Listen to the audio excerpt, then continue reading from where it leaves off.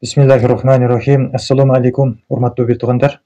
Үй талим Пайгамбарыбыз саллаллаху алейхи вассаламдын ыйык хадистеринен тандалган хадис китебинен ниет ыклас бөлүмү.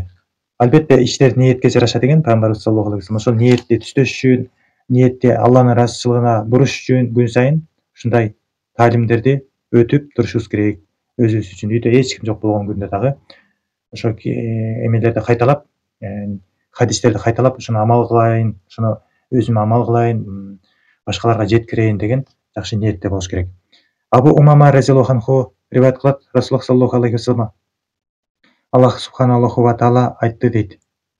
Аллах субханаллаху ва таала айтты дейт. О адам баласы, сен башыңа жаманчылык жеткен күндөн баштап сабыр тутуп, акыбеттин сообун ахиреттен гана күтө турган болсоң, мен сага жаннатты сыйлык кылуудан башка эч кандай сыйлыкка ыраазы болбойм.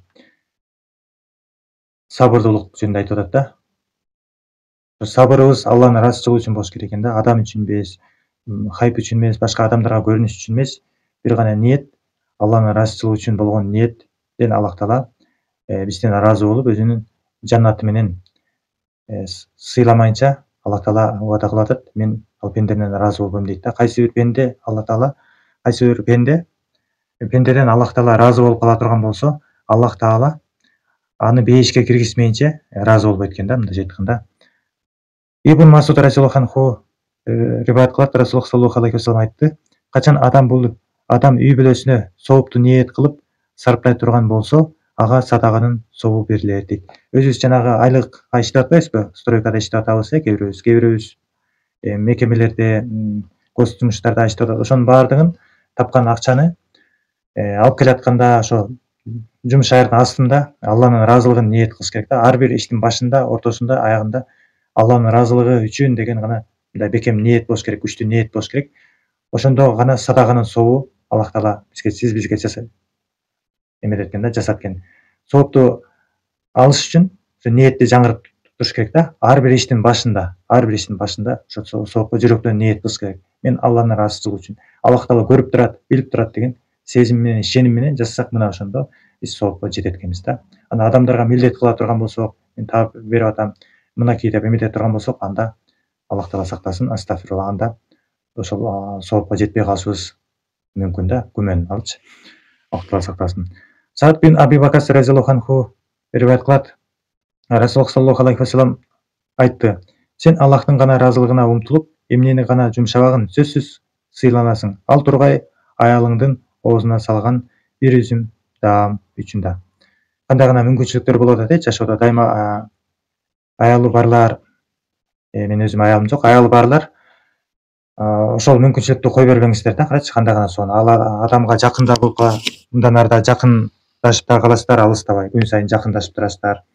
Ошондо Алланын ыраазычылыгы үчүн деп туруп, уялбастан, намыстанбастан, кашыктан сузуп туруп эле ошо бере берсеңиздер, мына ошол садаганын сообу кетип баштайт экен. Карачы, кандай гана мүмкүнчүлүк, Бул нерсени апабызга деле жасасак болот, бир туугандарыбызга деле жасасак болот. Оозуна салбасак дагы келиңиз деп мындай жылмайып астына кое берсек деле, иншалла, ал дагы абдан сооп болот, Кудай буйруса.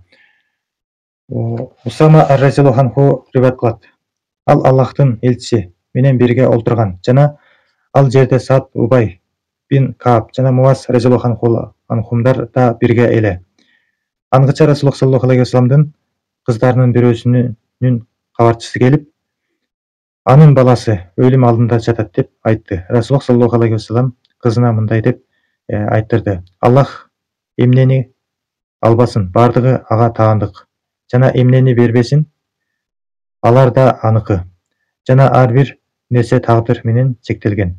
Ал сабыр кылып, сабырына Аллахтын бере турган сообун үмүт кылсын дейт. Кудай буйруса кайталап коелу.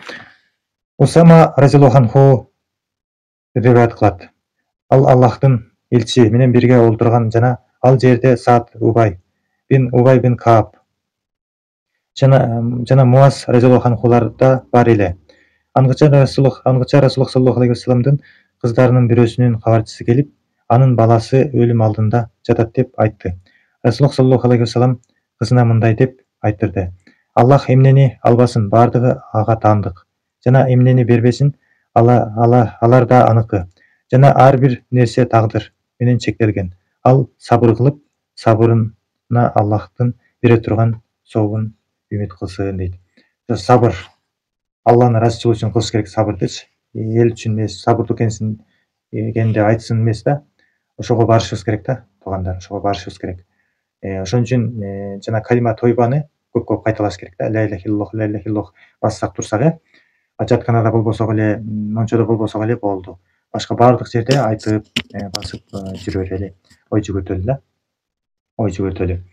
Ниетти түздөш оңой эмес да. Умар разияллаху анху айткан, биз жихадтан тажаган жокпуз дейт да, согуштан. Бирок ошо ниетти түздөп атып, ошону тажадык дейт да. Ниет бул жалбырак сымал деген Пайгамбарыбыз саллаллаху алейхи вассалам бирде ары, бирде бери жапырылган жалбырактын сыңарындай дейт.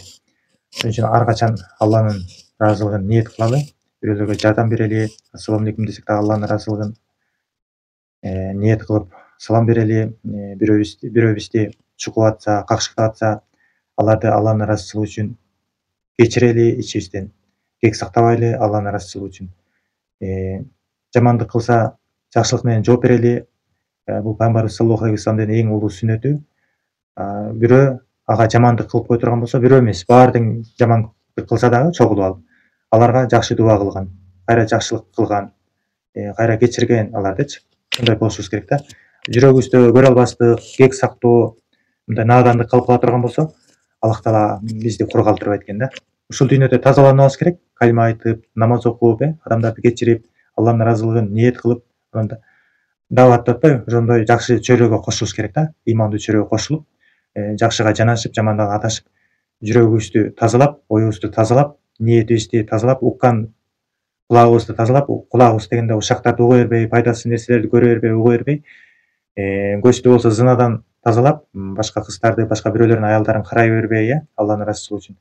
Ошонун баардыгын Кудай үчүн жасап, күнөөдөн сактанган болсок, биз анда жүрөгүбүз таза болот да, иншалла. Анан тобо керек да. О Алла, ушул күнгө чейинки кылган кемчиликтеримди, күнөөлөрүмдү кечир. Тобо деген Кудайдан кечирим суроо.